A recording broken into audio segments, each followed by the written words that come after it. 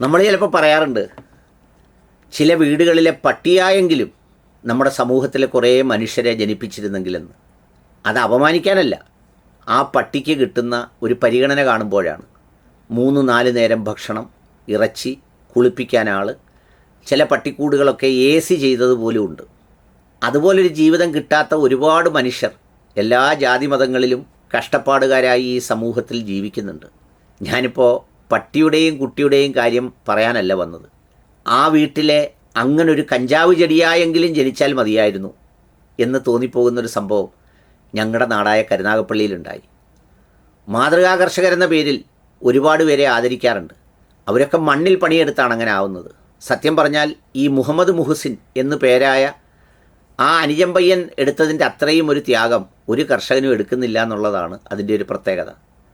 ഒന്ന് നോക്കിയേ, വീടിനകത്ത് ചെടിച്ചട്ടിയിൽ 10-30 മൂട് കഞ്ചാവ് ഓമനിച്ച് കൃഷി ചെയ്ത് വളർത്തുന്നു. അതിന് വെള്ളം നൽകുന്നു, വളം നൽകുന്നു, തീരുന്നില്ല.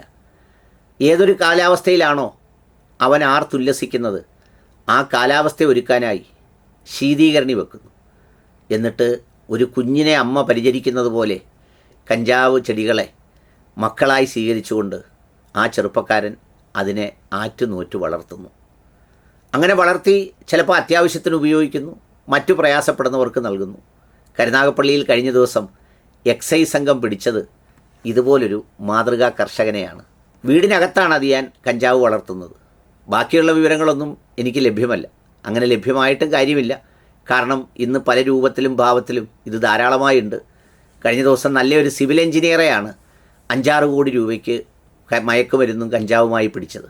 പേരെന്താണ്, ജിജോ പ്രസാദ് എന്നോ മറ്റോ ആണ് അയാളുടെ പേര്, എൻ്റെ ഓർമ്മ ജിജു പ്രസാദ് എന്നോ മറ്റോ ആണ്. എന്താ സംഭവം? എഞ്ചിനീയർമാർ ഒരുപാട് പേരുണ്ട്. അവൻ നോക്കിയപ്പം അതിലൂടെയൊക്കെ സമ്പാദിച്ചാൽ എത്ര വരാനാണ്. ഇതാവുമ്പോൾ 5-6 കോടി രൂപ പെട്ടെന്നിങ്ങി വരുത്താം. അങ്ങനെ വരുത്തിയതാണ്. ഇതിപ്പോൾ അവൻ്റെ തന്നെ വീട് അതിനൊരു ആശ്രയമാക്കി വളർത്തി വലുതാക്കിയതാണ്. പ്രസവിക്കുന്ന മാതാപിതാക്കളെയും അപ്പൂപ്പനെയും അമ്മൂമ്മമാരെ പോലും കൊണ്ട് കളയുന്ന കാലത്ത് ഒരു കഞ്ചാവിനെ ഇത്രയും വാത്സല്യത്തോടെയും സ്നേഹത്തോടെയും സ്നേഹിക്കുന്ന ഒരു ചെറുപ്പക്കാരൻ ജീവിക്കുന്ന നാട്ടിൽ ജീവിക്കാൻ കഴിയുന്നതിൽ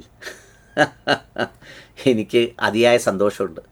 നിങ്ങൾക്കും കേൾക്കുമ്പോൾ അങ്ങനൊരു സന്തോഷം തോന്നുമെന്ന് എനിക്കറിയാം. ഇത് കണ്ട് കരുനാഗപ്പള്ളിയിൽ മാത്രമേ ഉള്ളൂ ഇങ്ങനെയൊന്നും വിചാരിക്കേണ്ട.